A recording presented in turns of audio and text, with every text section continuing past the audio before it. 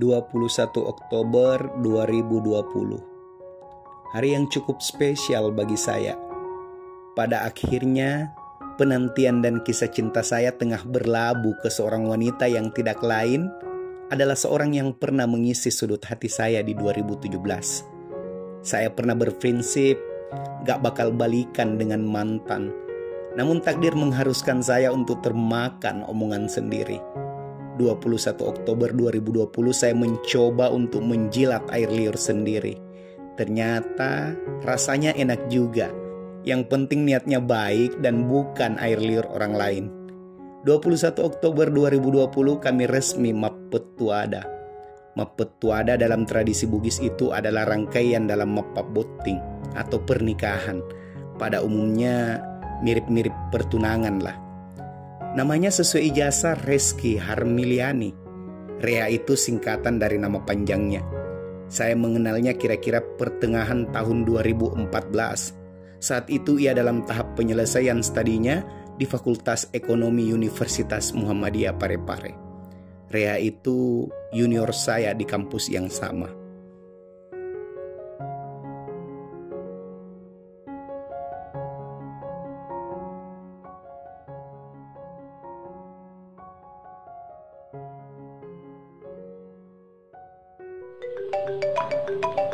Halo? Halo Nita, ada kuliah Kak Iqbal di sini. Di mana? Di parkiran kampus. Pacarta itu toh? Oh, bukan. Putus, mah. Oh iya, Pare. Tunggu dulu, saya telepon Kak Iqbal.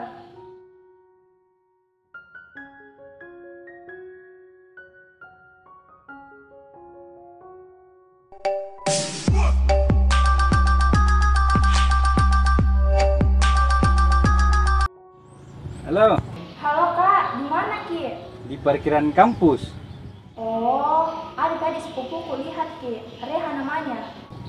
Oh iya, kulihat nih, yang kecil-kecil tau?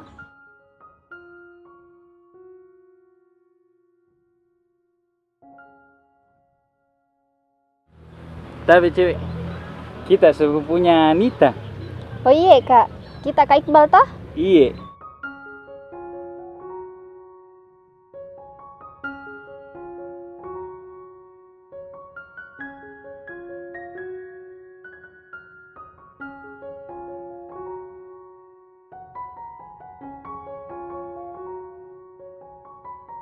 Semasa sekolah di Madrasah Alia Negeri Pinrang sampai S2 di Universitas Muhammadiyah Parepare, terbilang mantanku ada 34. Ada yang saya sudah lupa namanya, ada juga yang saya lupa kapan saya pacaran. Saat itu saya sebut zaman jahiliyah buat saya. Lebih mengedepankan logika ketimbang perasaan. Tapi tidak apa juga sih, bukankah itu proses koleksi seleksi hingga sampai ke resepsi? Banyak yang bilang saya ini terlalu selektif dalam memilih pasangan. Ya, memang harus pilih-pilih. Menikah itu tidak sama dengan membeli baju. Sudah tidak suka atau bosan, bisa diganti semaunya saja. Tapi menikah itu ibadah terpanjang sepanjang hidup. Makanya harus pilih-pilih walau dalam hubungan itu tidak ada yang 100% terbungkus kesempurnaan. Ada yang memilih untuk bertahan dan mencocokkan, tidak sedikit juga yang memilih melepaskan dan mengikhlaskan. Setelah perbincangan itu, saya lost kontak dengan Reha. Sampai pada awal tahun 2017, secara kebetulan kami dipertemukan tanpa sengaja. Tapi bagi saya tidak ada yang kebetulan sih. Semua sudah menjadi bagian dari skenario Tuhan. Daun yang jatuh pun sudah diatur oleh Tuhan.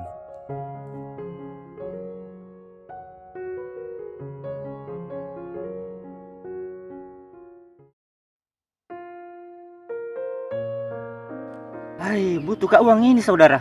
Ada uang mau bisa dipinjam kah? Sorry, krisis ini. Mau pakai apa kak? Ada mau saya bayar ini. Pokoknya penting. Bagaimana di? Wih, sebentar, saudara. Kemarin ada saya lihat di sini tempat gadai barang. Ada laptopku di rumah. Gadai saya di sini nanti. Coba lihat nomor HP-nya. Sebentar saya carikan Ki. Oh ada. Sebentar saya telepon nih.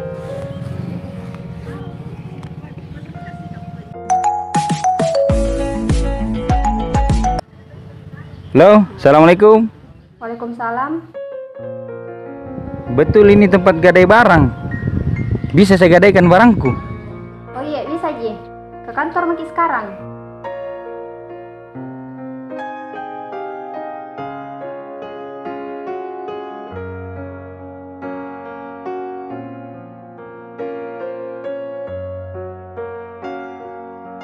Kau mau? Kita mau. Tinggal balik. Siap gerak dulu.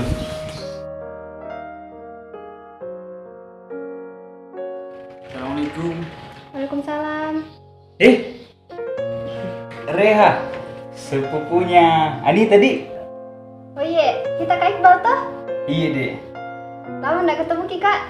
Iya, lama sekali ini. Bagaimana kabarnya Kak? Alhamdulillah baik Ki Kak. Tapi ini laptop.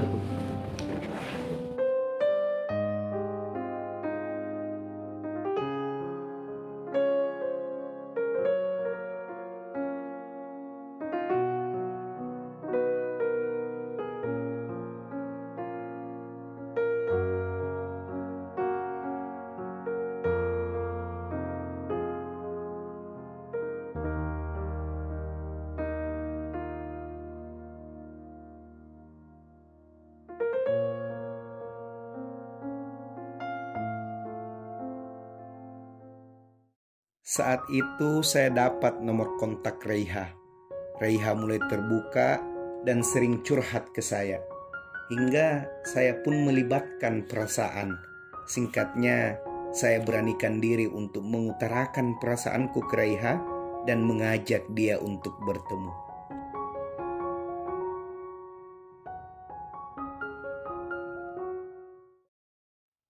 Kan baru ke putus sama pacar tak. Lupakan Mi, jalan Maki sama saya. Sebenarnya ada perasaan yang sulit saya jelaskan ke kita. Capek maka pacar-pacaran Kak. Kalau memang serius Ki dan ada niat baik tak, ke rumah Maki saja.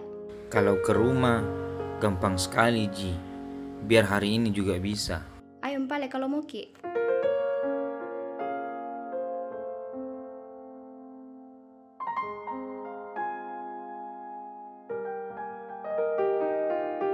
Assalamualaikum. Assalamualaikum. Waalaikumsalam.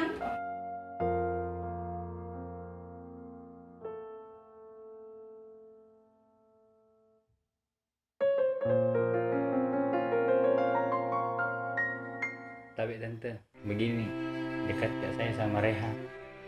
Saya minta restu tak. Tidak lama Ji saya dekati Reha. 3 bulan Ji, paling lama itu. Oh iya nak.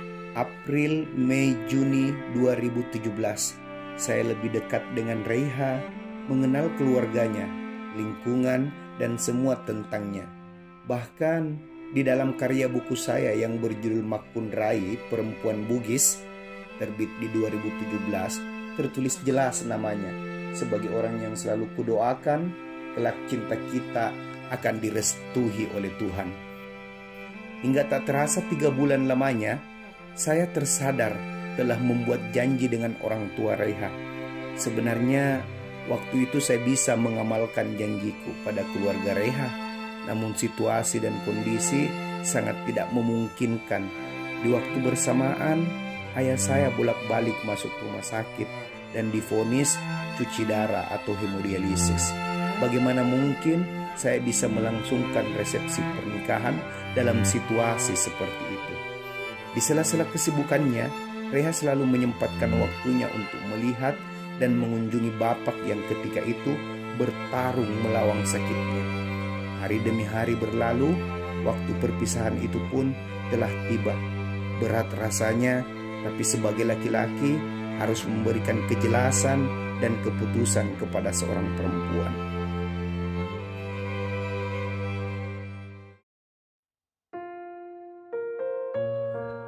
Ada orang datang melamar Kak. Tapi saya akan tetap berusaha tunggu Ki. Tidak dek, tidak bisa Kak berbuat apa-apa dalam kondisi seperti ini. Bapak sakit berat. Tidak bisa Kak egois. Tidak bisa Kak halangi rezeki kita. Permisi Kak.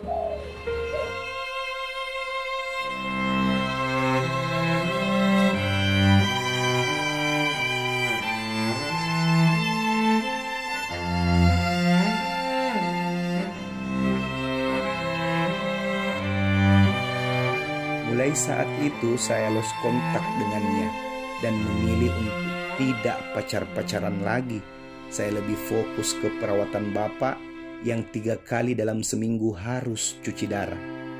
Hingga 2 Januari 2019, ayah saya menghembuskan nafas terakhir. Usai sudah pertarungannya melawan sakit yang dideritanya. Kala itu di rumah saya, di rumah duka, Reha dan ibunya datang melayat. Saya hanya bertegur sapa seadanya saja dan sesekali melempar senyum yang kupaksakan. Sepeninggal bapak, saya memilih fokus berkarir, menyibukkan diri dengan hal-hal yang positif hingga sampai di tahun 2020 saya merasa butuh sosok pendamping dalam hidupku. Timur ke barat, selatan ke utara ku tempuh untuk mencari sosok siapa yang bisa mendampingi hidupku. Hingga di suatu pagi 18 Oktober 2020 terlintaslah nama Reha.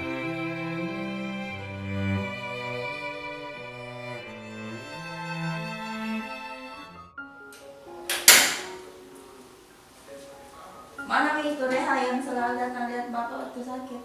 Kita suka gitu, Mak.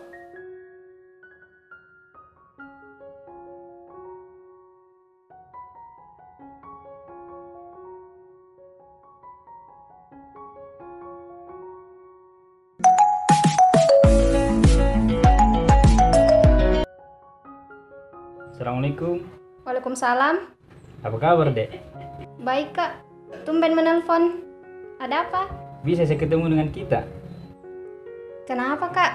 Saya mau dikasih undangan kah? Pokoknya ketemu ya, Dek. Saya jemput ke di rumah. Sebenarnya sibuk kak, bersihkan kamar karena kan hari libur. Pokoknya saya di jalan ini menuju ke rumah tak.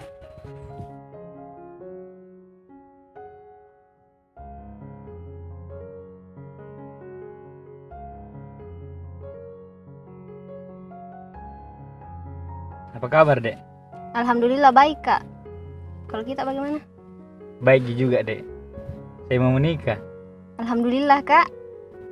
Tapi mau kak menikah sama kita? Maksudnya kak?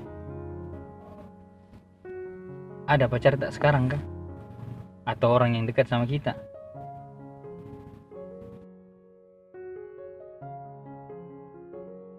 Ayo ikut sama saya. Kemana kak? Ketemu sama mamaku.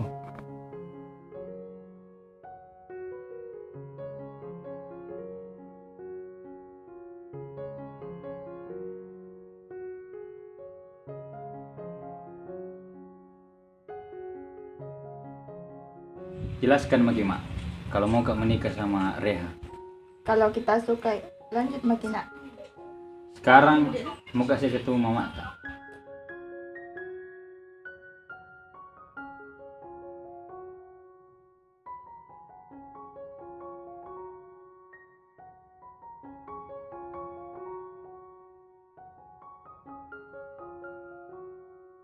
Masih kita ingat ya, Tante? Oh iya nak. Gak usah panjang lebar, Tante. Sedikit banyaknya kita tahu, Mak.